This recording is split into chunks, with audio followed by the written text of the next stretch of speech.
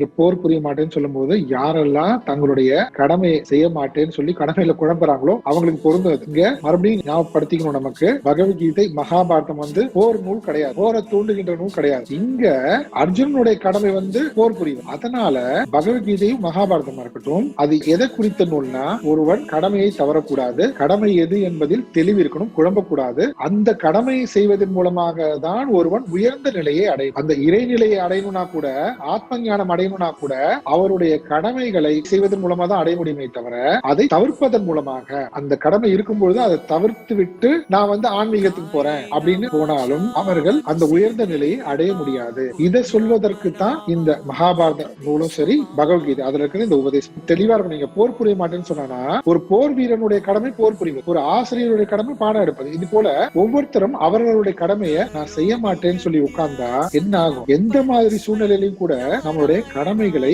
செய்து கொண்டே இருக்கணும். அதுல தவறவே கூடாது, எந்த விதமான ரீசனும் சொல்லக்கூடாது.